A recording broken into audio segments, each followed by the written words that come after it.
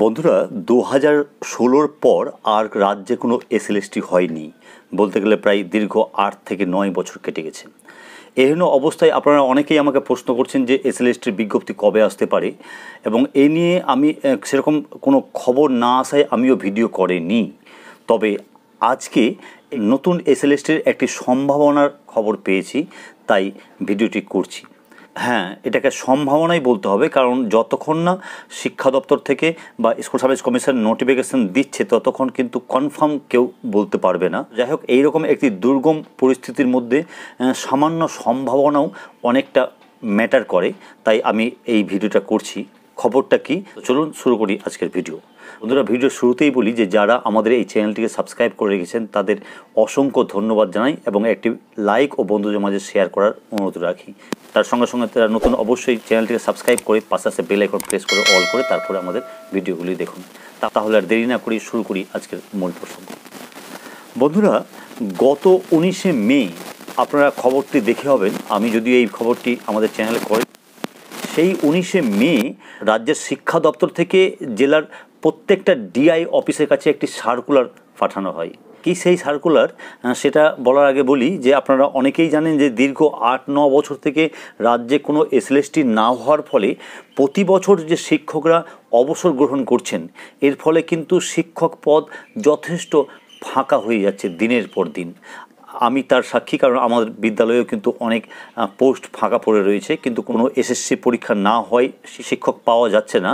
আর এহেন পরিস্থিতিকে সামাল দেওয়ার জন্য বিদ্যালয়গুলি কিছু টাকার বিনিময়ে 2-4-5 হাজার টাকার বিনিময়ে যোগ্য শিক্ষিত বিএড করা প্রার্থীদের পার্ট টাইমার শিক্ষক হিসাবে নিয়োগ করে থাকে, এবং তাদের দিয়ে এই গ্যাপটাকে পূরণ করা হয়। অর্থাৎ শিক্ষক নিয়োগ না করার যে গ্যাপ, সেটা সাময়িকভাবে পূরণ করা হয়।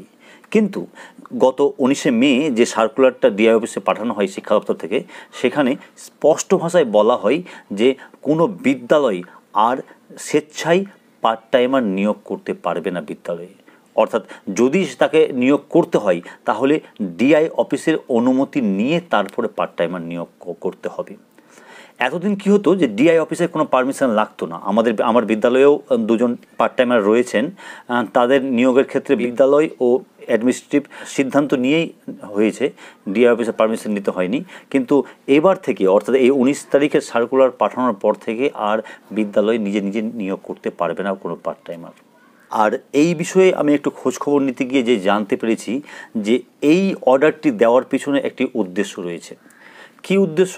উদ্দেশ্যটা হচ্ছে যে রাজ্যের বিভিন্ন বিদ্যালয়ে যে হিউজ পরিমাণে ভ্যাকেন্সি রয়েছে, সেই ভ্যাকেন্সিতে এবার শিক্ষা দপ্তর স্থায়ী শিক্ষক নিয়োগ করার একটি চিন্তাভাবনা শুরু করেছে।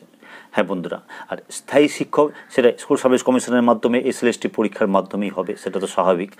এর পিছনে যেটা কারণ হিসাবে আমি জানতে পেরেছি যে রাজ্যে বর্তমানে শিক্ষক নিয়োগে কিন্তু একটি রাজনৈতিক অস্থিরতা তৈরি হয়েছে, আর সেই রাজনৈতিক অস্থিরতার গ্যাপ পূরণ করার জন্য, মানুষের মনে কিছু গ্রহণযোগ্যতা তৈরি করার জন্য কিন্তু স্থায়ী শিক্ষক নিয়োগের ক্ষেত্রে শিক্ষা দপ্তর উদ্যোগী হয়েছে।